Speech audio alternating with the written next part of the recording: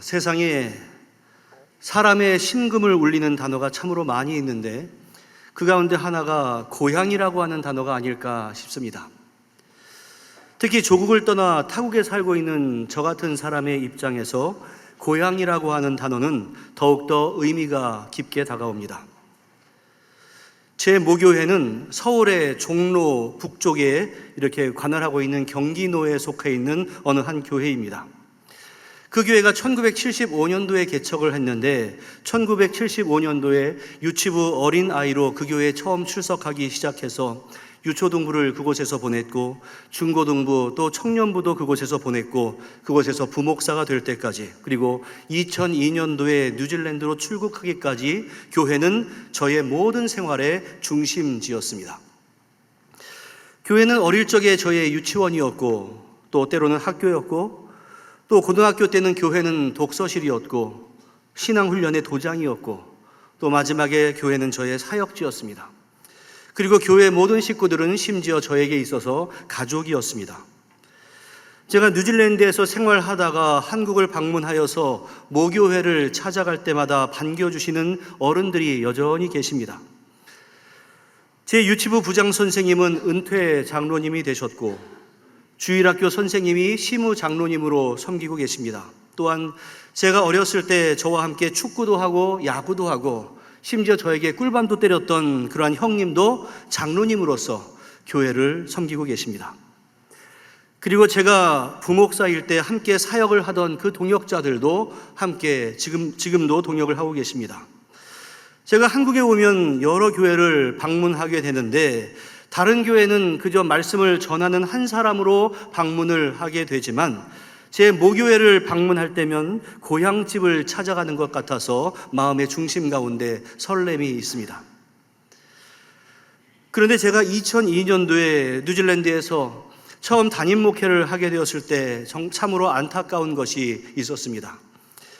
당시 교회 구성원의 대부분이 이민을 온 지 얼마 되지 않은 이민 1세대였기 때문에 교회를 자기의 모교회로 여기는 사람이 참으로 적었다라고 하는 것이었습니다. 출석하는 교인 가운데 상당수가 이민 생활에 도움받기 위해서는 한인교회에 가야 한다더라, 이러한 생각을 가진 초신자들이었고 또 신앙을 이미 가지고 계신 분들이라 할지라도 한국에 있는 교회, 내가 지금까지 다녔던 교회가 내 교회, 여기는 잠깐 내가 머무는 교회, 이렇게 여기는 분들도 참으로 많이 있었습니다. 그런데 22년이라고 하는 세월이 흘러가는 가운데 저와 같은 해에 이민을 왔던 집사님께서 우리 교회의 시무 장로님이 되셨고 당시에 중고등부 학생이 안수 집사가 되었고 또 유초등부 학생이 집사가 되었습니다. 그리고 유초등부, 중고등부 학생이었던 이들이 성장해서 저의 주례로 가정을 이루게 되었고 그 가운데 자녀를 낳아서 그 자녀들이 주일학교 학생들이 되었습니다. 그런데 그 아이들은 태어났을 때부터 저와 함께 해왔기 때문에 유아부, 유치부 아이들이 교회에 오면 가장 먼저 사무실에 저를 찾아와서 인사를 하고 또 예배를 마치고 집에 갈 때도 저를 찾아와서 꼭 안아주고 집으로 돌아갑니다. 그런데 때로는 그 어린아이들 가운데 아직 목사님이라고 하는 단어가 익숙하지 않기 때문에 저를 향해서 아버지 이렇게 부르는 아이도 있습니다. 그러면 옆에서 그 부모가, 또 제가 주례한 가정인데 아유 목사님이지 무슨 할아버지야, 그렇게 난처하게 말을 하긴 하지만 아무려는 어떻겠습니까? 그리고 그 아이를 바라볼 때 솔직한 마음으로 저는 그래도 아직은 젊어 보이지 않습니까? 젊은 것 같은데 진짜 할아버지의 심정이 됩니다. 그런데 이 모든 것이 깨진 게 무엇인가 하면 제가 이번에 뉴질랜드에서 한국으로 비행기를 타고 오는데 제 옆에 한 2살 정도 되는 꼬마 아이가 앉아 있었는데 저한테 할배 이렇게 불렀습니다. 그래서 이제 젊다라는 것은 이제 저만의 착각인 것 같습니다. 하여튼 뉴질랜드에서 성장한 아이들은 기본적인 언어가 영어이기 때문에 대학교 졸업 후에 뉴질랜드에 그대로 정착하는 청년도 있고 호주나 영국이나 미국이나 홍콩이나 싱가포르 등 전 세계로 나가는 경우가 많기 때문에 이 아이가 계속해서 우리 교회에 머물지 않을 가능성도 있다라는 것을 알고는 있지만 그 아이들에게 있어서 뉴질랜드 은총교회는 모교회가 아닐까, 이러한 생각을 합니다. 제가 훗날 하나님 앞에 서게 될 때 하나님으로부터 너 왜 이렇게 잘못했느냐라고 꾸중 들을 것도 많이 있겠지만, 그래도 성도들과 우리 아이들에게 모교회는 만들어 주었다라는 그러한 칭찬은 받을 수 있을 것 같아서 저 혼자 곰곰이 생각하면서 감격을 누리기도 합니다. 몇 개월 전에 뉴질랜드에 있는 어느 교회가 30주년 기념주의를 해서 축하하러 갔다가 그 교회 담임 목사님과 대화를 한 적이 있었습니다. 그런데 그 목사님께서 하시는 말씀이, 오클랜드에 한인교회가 한 100여 개가 넘게 있는데 최근에 헤아려 보니까 그 교회 가운데서 20년 이상 한 분의 담임 목사님이 한 교회를 유지한 곳이 3개 교회밖에 안 되더라, 이러한 말이었습니다. 평소에 그러한 생각을 전혀 해보지 않았었는데 그 목사님의 말씀을 듣고서는 이민교회가 참 팍팍하다, 이러한 생각을 해보기도 했고, 그래도 한 교회에서 22년간 목회한 것이 얼마나 감사한가, 이러한 생각도 해보기도 했습니다. 그러면서 왜 이민교회들이 자꾸 깨지고 또 교회 가운데서 목회자가 자리를 잡지 못하고 있는가, 이것을 생각해보는 기회가 되기도 했습니다. 여러분들은 아주 특별하게 이사를 하거나 하는 이유가 아니라고 한다면 많은 부분이 대부분 한 교회에서 오랫동안 섬겨왔을 줄로 압니다. 그런데 한국 교회와 한국 교회 성도들이 당연하게 생각하는 것들을 이민교회와 이민교회 성도들은 참 전혀 개념이 없을 때도 많이 있습니다. 아까처럼 교회에 출석하는 것이 그저 자신의 유익을 취하기 위할 때도 많이 있고, 그렇기 때문에 교회들이 안정적이지 못할 때도 많이 있고, 성도들 가운데서 노회가 뭔지 모르는 교인들이 태반이고, 당장의 이익에 따라서 오늘은 이 교회, 다음 주는 저 교회로 옮기는 이들도 부지기수입니다. 그래서 수백 명이 모이던 교회가 한순간에 사라져버리는 것, 이것조차도 많이 목격을 했습니다. 여러분, 제가 왜 이 뉴질랜드의 사정을 주저리 말씀을 드리는가 하면, 이 좋지 않은 풍토가, 건강하지 않은 생각이 한국 교회에서도 오늘날 많이 벌어지고 있다, 이러한 말을 전해 듣기 때문에 그렇습니다. 오늘 설교는 한편으로는 설교이기도 하지만 다른 한편으로는 목회자로서 여러분들에게 드리는 부탁의 말씀이기도 합니다.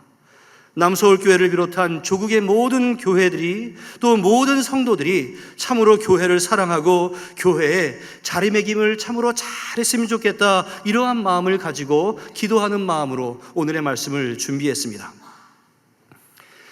제가 제일 좋아하는 성경 가운데 하나는 사도행전입니다. 이 사도행전의 말씀을 보면 예수님께서 승천하시면서 말씀하신 그 예언이 초대교회에서 그대로 이루어진 것을 확인할 수 있습니다. 그래서 예수님의 말씀과 그에 대한 성취라고 하는 그 시각으로 볼 때 그 말씀 하나하나를 읽어가면서 얼마나 크나큰 감동을 누리게 되는지 모릅니다. 우리가 이미 잘 알고 있는 사도행전의 요절은 1장 8절의 말씀인데, 우리 같은 한 목소리로 함께 읽어보겠습니다. 시작. 오직 성령이 너희에게 임하시면 너희가 권능을 받고 예루살렘과 온 유대와 사마리아와 땅끝까지 이르러 내 증인이 되리라 하시니라. 아멘. 이 주님의 예언의 말씀을 보면 예루살렘을 시작으로 유대와 조금 더 나아가 사마리아와 더 나아가 땅끝으로 복음이 확산될 것이다 라는 그 주님의 말씀이 기록되어 있습니다. 그래서 사도행전을 우리가 아주 세분히 구분도 해볼 수 있겠지만 이 말씀에 따라서 크게 세 부분으로 나누어 볼 수 있는데, 1장부터 7장까지의 말씀에서는 예루살렘과 온 유대 지방에서의 어떻게 복음의 역사가 이루어졌는가, 이것이 기록이 되어 있고, 8장부터 12장까지는 사마리아 지역을 중심으로 한 복음의 역사가 기록이 되어 있고, 또한 13장부터 마지막 28장까지는 예수 그리스도의 복음이 지금의 튀르키예 지역인 소아시아를 거쳐서 당시의 세계관으로 볼 때 땅끝이라고 할 수 있는 유럽, 그리고 더 나아가 스페인 땅에 복음이 전파되는 그 활동이 세밀하게 기록이 되어 있습니다.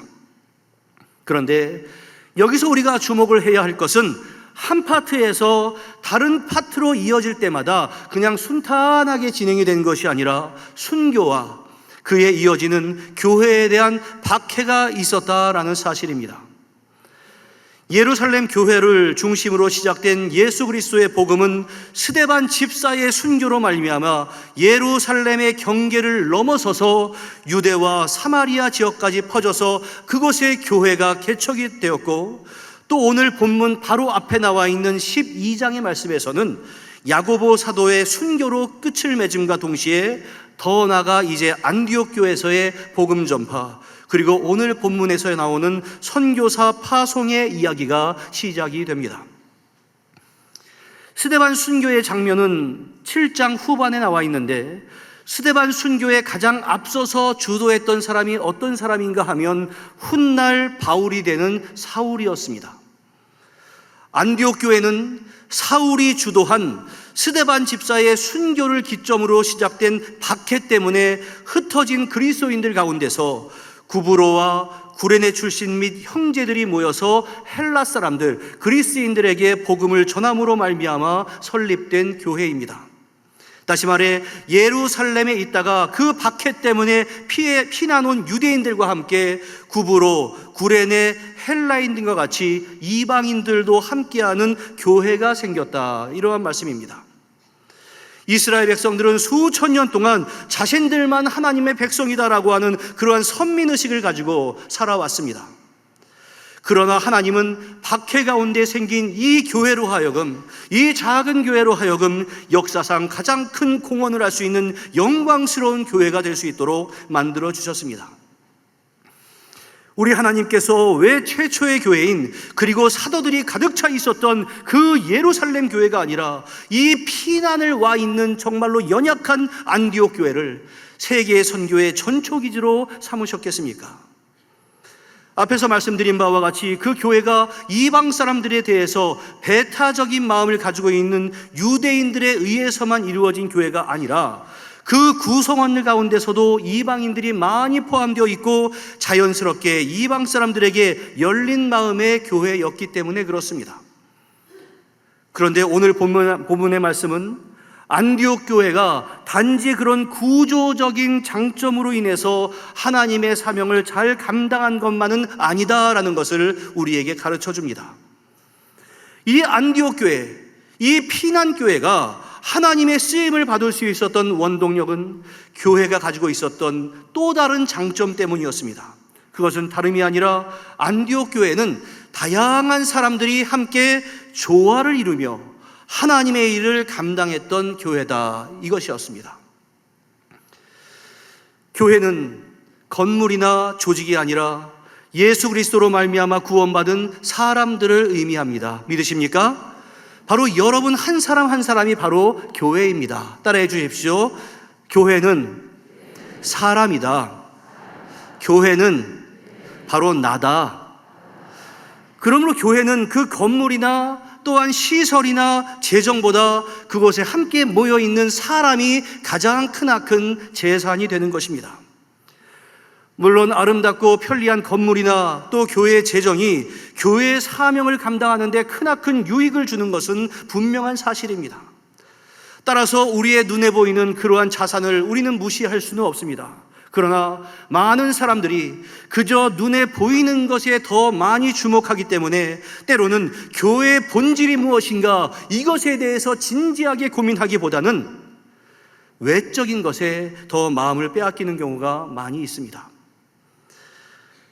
예배당 건축에는 주목하면서 교회에 속한 그 사람이 어떻게 성장하는가, 이것에는 관심이 덜한 경우가 많다라는 말씀입니다. 하지만 다시 말씀드리지만 교회는 사람입니다. 그리고 교회는 저 사람만이 아니라 바로 내가 교회입니다. 그래서 오늘 본문을 보면 아주 특이한 말씀이 기록이 되어 있는데, 오늘 본문의 말씀 1절이 바로 핵심의 말씀입니다. 우리 같이 한번 큰 목소리로 읽겠습니다. 시작. 안디옥 교회에 선지자들과 교사들이 있으니 곧 바나바와 니게르라 하는 시므온과 구레네 사람 루기오와 분봉왕 헤롯의 젖동생 마나엔과 및 사울이라. 안디옥 교회에 선지자들과 교사들이 있었다. 다시 말해서 이 안디옥 교회에 리더들이 있었다라고 말씀하시면서 가장 우선적으로 누가 소개되냐면 바로 바나바가 소개가 되고 있습니다.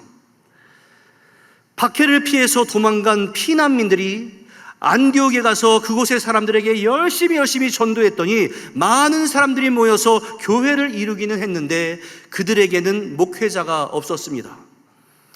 그 소식을 들은 예루살렘 교회는 바나바를 안디옥 교회의 담임 목사로 파송합니다. 그의 본명은 요셉이었는데 그의 평소에 구제와 봉사정신이 얼마나 강했는지 예루살렘 교회의 형제들로부터 위로의 아들이라는 의미의 바나바라고 하는 별명으로 불렸습니다. 그의 행동하는 것이나 평소에 말하는 것이 다른 많은 성도들에게 크나큰 모범이요 위로가 되었다, 이러한 뜻입니다. 그런데 그가 이제 안디옥 교회의 담임 목사로 부임한 이후에 상상할 수 없는 파격적인 일을 벌이게 되는데, 그것은 유대인의 위협을 피해서 자기 고향 다소의 은둔에 있던 사울을 데리고 와서 함께 목회를 한 것입니다. 다시 말씀드리지만 이 안디옥 교회 교인들의 태반은 바로 그 사울 때문에 피난을 와 있는 사람들입니다. 그들에게 있어서 사울은 원수였습니다. 어쩌면 그 사울 때문에 부모나 형제가 죽었을지도 모릅니다. 어쩌면 그 사울이라는 사람 때문에 자기의 친구가 희생을 당했을 수도 있습니다. 그러나 사울과 교회의 관계를 회복시켜주고 서로를 연결시킬 정도로 바나바는 온유하고 영적으로 권위가 있는 사람이었습니다. 그리고 오늘 본문에 눈에 띄는 또 다른 한 인물이 등장하는데, 그 사람의 이름은 니게르라 하는 시므온입니다. 니게르라고 하는 뜻은 검다라고 하는 말입니다. 여러분, 흑인을 비하할 때 사용하는 니그로라고 하는 말을 들어보신 적이 있으십니까? 인종차별적인 의미를 담고 있어서 영어권에서는 절대로 사용해서는 안 되는 단어인데, 니게르에서 니그로라고 하는 말이 나왔습니다. 이것을 볼 때 시므온은 흑인임에 틀림이 없습니다. 저도 한때는 초대교회 당시에는 인종차별이 없던 때인데 흑인이 교회의 지도자가 된 것이 무슨 대단한 일인가라고 생각을 했던 적이 있었습니다. 그런데 추후 연구를 해보니까 그런 것이 아니었습니다. 흑인 저주론이라고 하는 말이 있습니다. 창세기에 노아가 술을 마시고 하체가 노출이 된 상태에서 잠이 들었는데 그 아들 가운데 셈과 야벳은 아버지의 수치를 가려주었지만 함은 오히려 아버지 노아의 수치를 확산시킴으로 인해서 저주를 받게 되었고, 그 후손인 흑인들이 저주를 받아서 대대로 고생하게 되었다, 이러한 이론입니다. 혹시 여러분들 들어보셨습니까? 하지만 이것은 올바른 주장이 아닙니다.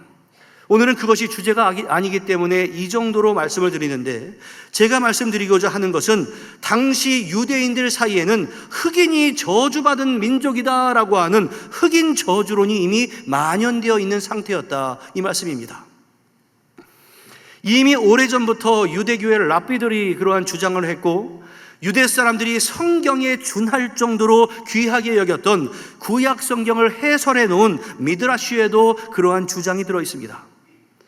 또한 이 주장을 이슬람이 가져가서 1,500만 명이나 되는 흑인 노예를 부려먹는 일을 정당화했었고, 심지어 근세에 이르러서도 백인들이 스스로 인종적으로 우월하다라고 여기고 5천만 명이 넘는 노예 제도를 정당화하기 위해 흑인 저주론을 더욱더 체계화한 적이 있었고, 우리나라에도 신학이 들어올 때 이것이 여과 없이 들어왔던 적이 있었습니다. 하여튼 당시에 그 흑인은 저주받은 종족이야, 이렇게 여겼던 상황에서 니게르라고 하는 시므온이 교회의 선지자요 교사, 다시 말해 교회의 리더 역할을 했다라고 하는 것은 안디옥 교회가 사울을 용납한 것 이상으로 열린 마음을 가졌다라고 하는 증거입니다. 이어서 구레네 사람 루기오도 소개되어 있는데, 구레네는 북아프리카의 지금으로 말하면 리비아 지역에 있는 도시였습니다. 따라서 루기오는 시므온과 함께 북부 아프리카로부터 온 사람일 것이다 라고 여겨지고 있습니다. 그리고 이어 나오는 마나에는 헤롯의 젖동생이라고 했으니 당시 왕이었던 헤롯과 어릴 때부터 함께 성장해 왔던 왕족입니다. 이제 드디어 왕족 출신의 크리스천들이 생겨난 겁니다. 하지만 여러분, 헤롯이 누구입니까? 로마에서 임명을 한 왕으로서 이스라엘을 억압했던 왕입니다. 그리고 아까 말씀드린 사울은 우리가 잘 알고 있듯이 사도 바울의 전 이름입니다. 그 바울은 우리의 입장에서 볼 때는 참으로 위대한 사도이지만 당시 안디옥 교회의 교인의 입장에서는 과거에 자신과 우리의 가족들을 박해했던 사람입니다. 자기들이 이 머나먼 타지 안디옥에 와서 고생하는 것도 바로 그 사울 때문입니다. 이처럼 안디옥 교회는 다양한 배경의 사람들이 모여서 리더십을 이루고 있었던 교회였습니다. 그런데 그 리더들 가운데서는 정서적으로 생각해 보면 절대적으로 받아들일 수 없는 사람들이 포함되어 있었습니다. 사울과 같은 원수도 있었습니다. 흑인도 있었습니다. 헤롯 왕의 젖동생도 있었습니다. 그러니까 그 기반이 우리가 추측해 볼 때는 얼마나 불안정했겠습니까? 교회에 올 때마다 꼴보기 싫은 사람이 우리에게 성경을 가르치고 있으니, 말씀을 가르치고 있으니 얼마나 보기가 싫었겠습니까? 그러나 우리의 추측과 달리 안디옥 교회의 기반은 전혀 불완전하지 않았습니다. 그들은 얼마나 서로를 용납하고 또한 용서하는 열린 마음의 교회였는지 모릅니다. 여러분, 제가 한 20여 년 한 교회를 목회하다 보니까 교회에서 가장 중요한 것은 화평이다라고 하는 것을 항상 생각을 해보게 됩니다. 아무리 교회에서 사명감을 가지고 이것 한다 저것 한다 해도 그것을 이루어 나가는 과정 가운데서 만일 화평이 깨져버린다면, 교회가 분열을 해버린다면 그것은 아무것도 아닙니다. 심지어 교회에 화평이 깨어버린다면 성도들이 교회에 오는 것 자체가 때로는 지옥 같은 마음일 때도 있습니다. 그런데 안디옥 교회는 이처럼 열악한 상황 가운데서도 화평을 지킬 수 있는 교회였습니다. 그리고 이것이 안디옥 교회의 크나큰 복이 되었습니다. 그 화평으로 말미암아 상상할 수 없었던 유능한 일꾼들을 세울 수 있었고, 바울과 바나바를 최초의 선교사로 파송하는 크나큰 은혜와 사명을 누리는 영광스러운 교회가 될 수 있었습니다. 사실 가장 부러운 교회는 사람 수가 많고 또한 교회에 재산이 많고 시설이 좋은 교회라기보다는 좋은 일꾼이 많은 교회입니다. 왜냐하면 좋은 일꾼이 좋은 교회를 이루기 때문에 그렇습니다.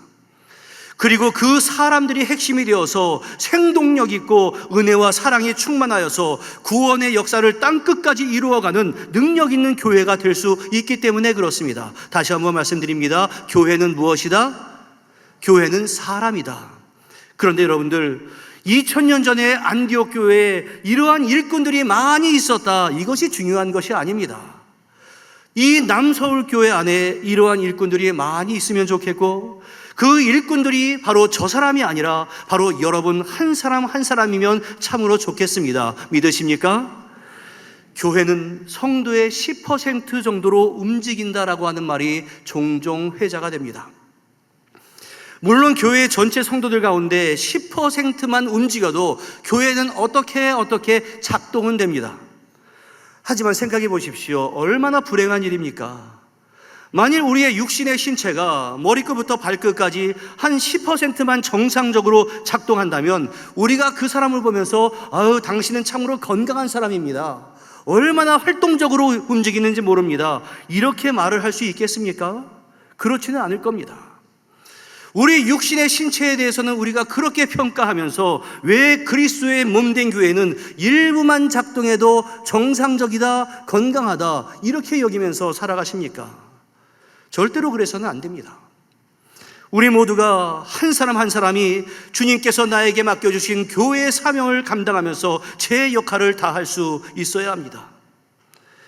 이 누가가 사도행전을 쭉 기록하면서 안디옥 교회 하면 생각나는 사람으로 이렇게 몇 명의 사람을 소개한 것처럼 만일 오늘 누군가가 여러분들의 교회, 이 남서울교회에 대해서 쭉 기록을 한다면 단지 한두 사람, 서너 사람, 몇 사람만이 기록되는 것이 아니라 여러분 모두가 그곳에 이름을 올릴 수 있으면 참으로 좋겠습니다. 왜냐하면 교회는 바로 여러분들 한 사람 한 사람이기 때문에 그렇습니다. 그렇다고 한다면 여러분들, 이 안디옥 교회가 이처럼 하나님 모시기에 아름답고 세계 선교의 중심지로 발돋움할 수 있었던 이유가 무엇이겠습니까? 위에서 밝힌 다양한 사람들이 배경이 되었지만 그 중심이 하나가 되는 연합을 이루었기 때문에 그렇습니다. 그들은 교회 안에서 함께 신앙생활하는 가운데 저 사울이 누구인가? 우리를 박해하던 사람 아니야? 저 사람 때문에 우리가 이곳에 피난와서 이 죽을 고생을 하고 있는데 어떻게 저런 사람이 우리의 목회자가 될 수 있겠어? 아니, 저 저주받은 흑인이 어떻게 우리의 리더가 될 수 있겠어? 헤롯의 젖동생이라고? 헤롯이 얼마나 우리를 못살게 굴었는지 우리가 다 알고 있잖아. 그들은 교회 가운데서 이런 마음을 갖지 않았습니다. 모두가 그 과거의 배경을 생각하지 아니하고 하나가 되어서 하나님의 일을 감당해 나갔습니다. 여러분, 교회는 일치를 생명으로 합니다. 그렇다고 해서 우리 모든 성도들이 다양한 생각을 가지고 있는 것을 잘못되었다, 이러한 말씀을 드리는 것은 아닙니다. 하나님께서는 우리 인간들에게 다양한 성품을 주셨고 또한 다양한 경험을 주셨고 또한 다양한 달란트를 주셨기 때문에 다양한 생각을 갖는 것은 지극히 당연한 일이고, 더 나아가서 우리 한 사람 한 사람이 다양한 생각을 가질 수 있어야 그 교회가 건강한 교회가 될 수 있습니다. 다만 어떠한 결정사항에 있어서 기도를 하고 또 토론을 통해서 어떤 하나의 결정을 내리게 되면 마음을 하나로 모아서 함께 나아가는 것, 일치된 모습을 갖는 것, 이것이 중요하다, 이러한 말씀입니다. 교회가 하나 되지 못하고 우리 각각의 사람으로 본다면 교회같이 무기력한 단체가 없습니다. 우리가 살아가는 이 세상에서는 돈이라고 하는 매개체로 급여를 주고받는 일, 때로는 직무에 따라서, 때로는 계급에 따라서 상하 관계가 있는 것 등으로 질서를 잡을 수 있지만, 교회는 같은 크기의 목소리로 한마디 한마디 하면서 자칫하면 오합지졸에 머물 수 있는 가능성이 있기 때문에 그렇습니다. 그러나 하나님께서 주신 각각의 개성에 따라서 그 다양함이 있지만 그 다양함이 모여서 하나를 이룰 수 있을 때 교회는 세상이 도저히 감당할 수 없는 능력 있는 단체가 될 수 있는 것입니다. 교회는 각양각색의 사람들이 모이는 곳이기 때문에 나와 똑같은 사람들만 모일 수는 절대로 없습니다. 개성이나 직업이나 역량이나 성격을 달리하는 사람들이 모인 곳이 바로 교회입니다. 그리고 이러한 다양성은 교회의 약점이 되는 것이 아니라 오히려 교회의 장점입니다. 다양함 속에서 일치를 이룰 때 우리가 상상할 수 없었던 더 큰 역사를 하나님의 은총 가운데 이루어낼 수가 있습니다. 우리의 신체에 다양한 지체가 있지만 이 다양한 지체가 결합되어서 우리의 건강한 몸을, 기능을 유지하는 것과 마찬가지입니다. 따라서 이러한 다양함을 어떻게 하나로 묶어가는가, 이것이 중요합니다. 물과 모래와 시멘트와 철근이 각각 흩어져서 따로 보관이 되어 있다면 그 자체가 큰 힘을 발휘하지 못합니다. 그러나 이러한 것들이 한 덩어리가 되어서 서로를 보완할 수 있을 때 돌보다 더 단단하고 튼튼한 철근 콘크리트가 되어서 건물을 튼튼하게 만들어 나갈 수가 있습니다. 안디옥 교회는 일치가 잘 되어 있는 교회였습니다.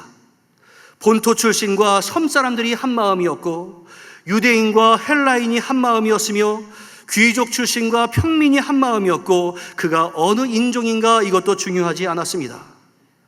그 일치를 위해서 우리는 다른 사람의 다름을 인정하고 왜 내 생각과 같지 않은지, 왜 저 사람의 봉사하는 모양새가 나와 다른지, 이러한 것을 가지고 서로에 대해서 비판을 하지 말아야 합니다.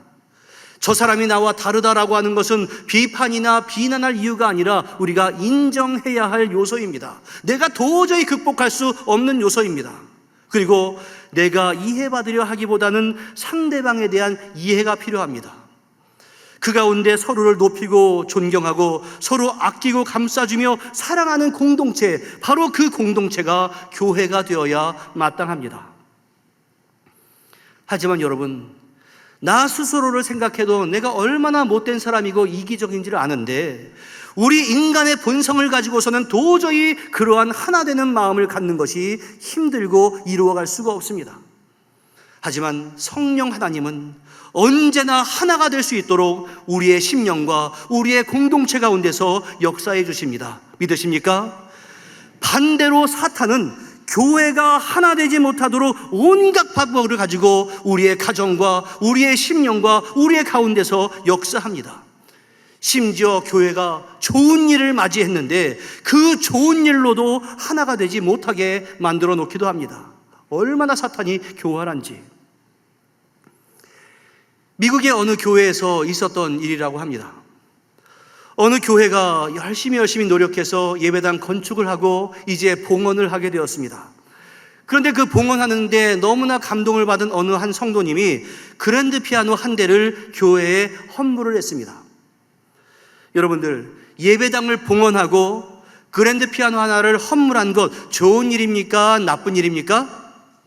상상할 수 없을 정도로 좋은 일입니다. 그런데 이 좋은 가운데서 사소한 일로, 상상할 수 없었던 사소한 일로 교인들의 의견이 갈라졌습니다.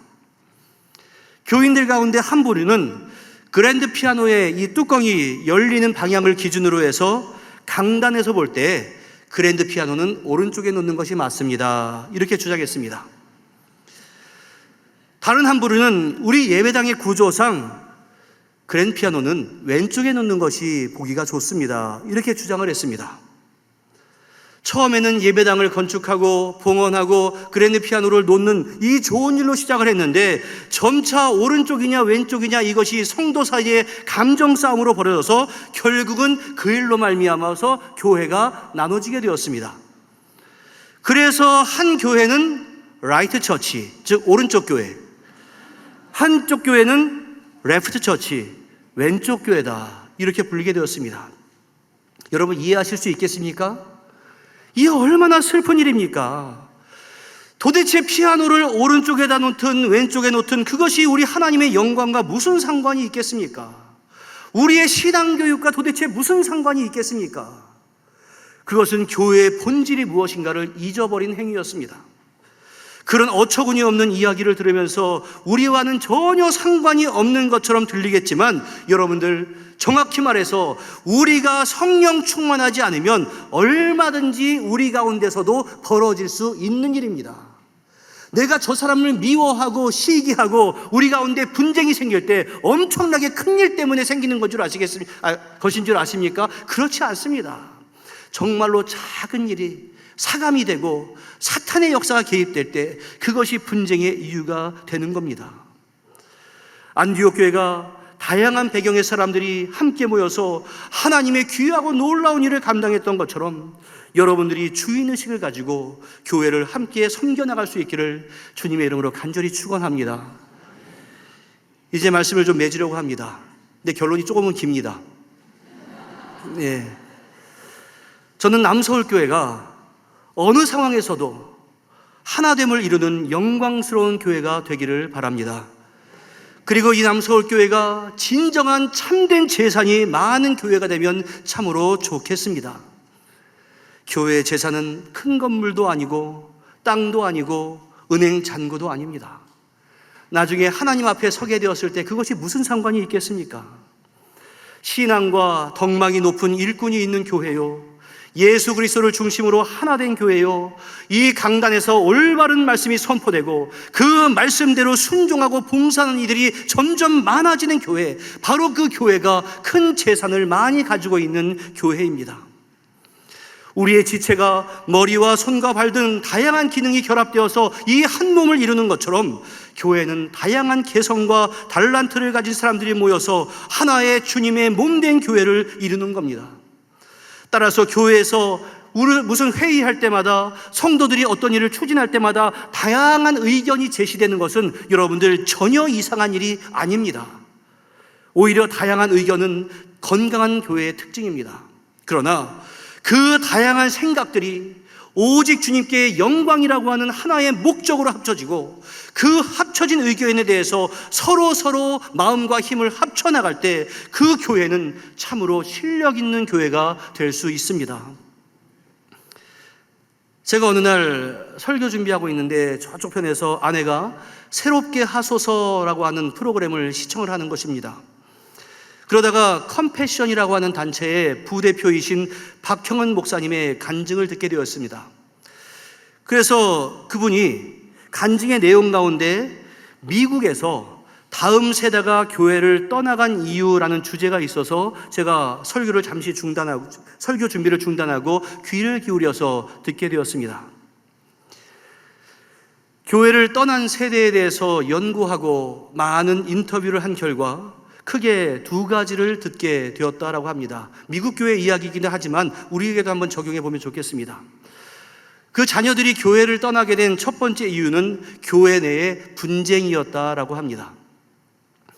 제가 설교 초반부에 뉴질랜드 한인교회 가운데 한 목사님이 지속적으로 한 교회를 20년 이상 목회한 교회가 3개밖에 되지 않는다라고 말씀을 드렸는데, 여러분들 그런 가정, 목사님이 계속해서 바뀌는 가정 가운데 교회가 평안했겠습니까? 어느 청년은 자신이 성년이 될 때까지 교회가 갈라지는 것을 3번, 4번 경험을 했다라고 합니다. 어렸을 때부터 교회는 항상 좋은 곳인 줄만 알았는데 교회를 깨뜨리는 어른들의 모습을 보면서 크나큰 실망을 했다고 합니다. 그런데 그 중심에 자기의 부모가 있다라고 한번 가정해 보십시오. 얼마나 크나큰 실망이겠습니까? 그리고 미국에서 다음 세대들이 교회를 떠나가는 두 번째 이유는 부모에 대한 실망이었다라고 합니다. 교회 내에서는 직분자라고 거룩하게 보이는데 자기들이 주중에 본 부모님은 주일의 부모님과 너무나 달랐다는 겁니다. 교회에서는 하늘의 소망에 대해서 배웠고 부모들도 입으로는 그렇게 말은 하는데 부모가 실제로 살아가는 모습을 보면 세상 사람들과 다를 것이 없어 보이는, 때로는 위선적이고 이중적인 모습을 보면서 실망을 했다라고 합니다. 그 결과 나는 이런 하나님이라고 한다면 믿을 필요 없겠다라고 생각하고 교회를 떠났다는 겁니다. 여러분, 교회 화평이 자녀들에게 신앙을 올바로 전수해 줄 수 있는 공동체적인 책임이라고 한다면 부모 혹은 조부모들이 진정한 신앙인으로서의 삶의 태도를 보이는 것은 가정에서의 어른들의 책임입니다. 교회는 서로를 아끼고 사랑하고 존경하고 용납하는 곳이 되어야지 비판하고 싸우고 갈라지는 곳이 되어서는 안 됩니다. 하지만 우리의 본성을 가지고서는 그것이 쉽지가 않습니다. 이 지상교회의 불완전성 가운데서 내가 그것을 감당하기 어려울 때도 있습니다. 하지만 하나가 되는 것을 가능하도록 한 것이 바로 성령 하나님의 역사입니다. 우리가 성령 충만하면 모든 것이 용납되고 저 사람의 모든 것이 용서되고 다 이해가 됩니다. 그러나 성령 충만하지 않으면 나 자신의 문제가 무엇인가를 돌아보기보다는 저 다른 사람을 비판하게 되고 날마다 판단하게 되고 그로 인해서 교회의 화평은 깨져버리게 됩니다.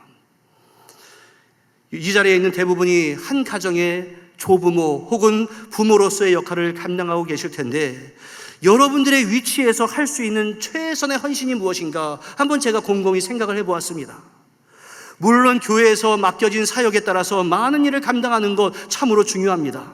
그러나 거기에 한 가지를 더해서 여러분들의 자녀에게 그리고 손자 손녀에게 여러분들의 이 교회를, 남서울교회를 모교회로 전수해 줄 수 있는 것이 최고의 헌신이 아닐까, 이러한 생각을 한번 해보았습니다. 그래서 디모데가 그의 외조모 로이스와 어머니 유니게의 신앙을 본받아서 위대한 하나님의 일꾼이 된 것처럼 바로 여러분들을 통해서 위대한 신앙의 후손이 나올 수 있다면 그보다 더 큰 하나님의 예비한 상급이 어디 있을까도 생각을 해보았습니다. 사랑하는 성도 여러분, 바로 여러분들, 다른 사람들에게 책임을 맡기지 마시고 여러분들이 중심이 되어서 남서울교회를 이 대한민국에서 가장 평안한 교회로 만들어 갈 수 있기를 부탁을 드립니다. 그리고 그 기반을 가지고 올바른 말씀 교육이 이루어지고 또한 그 역량을 가지고 이 지역사회와 세계 복음화에 앞장설 수 있기를 바랍니다. 남서울교회가 그런 역량이 더욱더 커지게 해달라고 저도 먼 곳에서나마 기도할 겁니다. 기도할 수밖에 없는 게 한 몇 달 전에 남서울교회 출신 부부가 두 자녀가 우리 교회에 와서 등록을 했습니다. 그러니까 그분을 볼 때마다 기도할 수밖에 없습니다. 그러니까 여러분들도 우리 은총교회를 위해서 기도해 주시기를 부탁을 드립니다. 여러분들, 오늘 안디옥 교회의 본을 받아서 남서울교회가 하나님 보시기에 참으로 합당한 재산 많은 부자교회, 더욱더 건강한 교회, 그리고 주님께서 맡겨주신 사명을 잘 감당하는 교회가 될 수 있기를 주님의 이름으로 간절히 축원합니다.